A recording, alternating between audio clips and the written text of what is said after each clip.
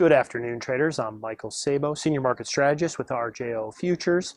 Here on December 1st, bringing you some commentary here in the energy market. So what a wild ride we've had here. You take a look at price action here last week, around, you're going into the holiday, around November 25th, we were seeing lows of around 73, 71 a barrel. You're trading and kind of holding that pattern here for the January crude oil market. And then right after the holiday here, bottom really dropped out of the market. On Friday's price action here, one of the largest drops we've seen in oil here in quite some time. It was mainly on the heels of this OPEC meeting, and a lot of traders were already speculating that OPEC wasn't going to do much in order to cut back on oil production.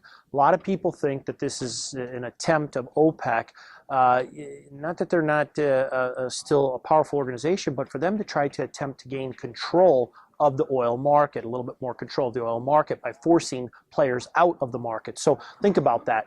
If you're operating some of these oil wells that have a very high break even, and we've talked in a few of these posts here, and I've mentioned here in the eView, some of these oil wells, the newer ones that have come online, their break evens are in the 60s, even $70 a barrel oil. And so with OPEC allowing prices to drop lower, what that can potentially do is force some of these wells that are operating at a higher break even to possibly shut down or possibly even go bankrupt. And so that could be the potential idea behind this. In addition to that, and it's something I've mentioned before, I think this is a direct play to try to put a lot of financial pressure on Russia.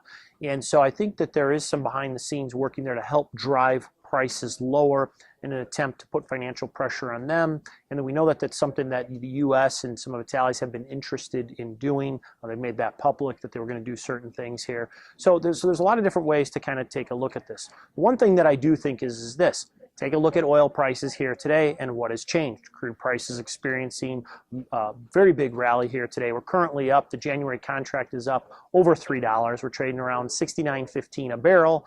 And that's up 4.5% here today. It's one of the better performing commodities. Obviously, metals are doing very well today also, but certainly the oil market is enjoying a pretty substantial rally here today. And yet, not a lot has changed here. But what I do think is this here, short-term technical indicators are very oversold. And while I do think that OPEC news is important, I personally believe some of that was already factored into the price action. We may have seen capitulation taking place here. This could be an opportunity to start positioning here, or was an opportunity to start trying to position here on the long side. Do certainly have to be careful, though, because crude could potentially move a little bit lower. You look at last week's EIA data, there was a little bit of a build in the crude stockpiles, but again, not really a big surprise. So I think what you saw a lot of here is the market really, the bears still having control of the market, kind of washing a lot of the weak longs out of the market. I do think there's some great opportunity here. It's a very tradable market, but you certainly have to be very careful because as you can see, there's a lot of volatility. So you get trapped on the wrong side with such large moves, they can really take a hit to your count if you don't have a proper risk management strategy in place. Thing to take a look at here today, I think, is watch for the EIA data out here, coming out here in the middle of the week. I think that's going to be important here. One thing I think that's important to note here is at these price levels, it appears that commercial buying starting to pick up here a little bit. So there could be an opportunity here again here to get positioned here. But give me a call, shoot me an email. We can get into a lot more detail. We can talk about some strategies on how you could potentially take advantage of these moves. Futures and options on futures may involve substantial risk and may not be suitable for all investors.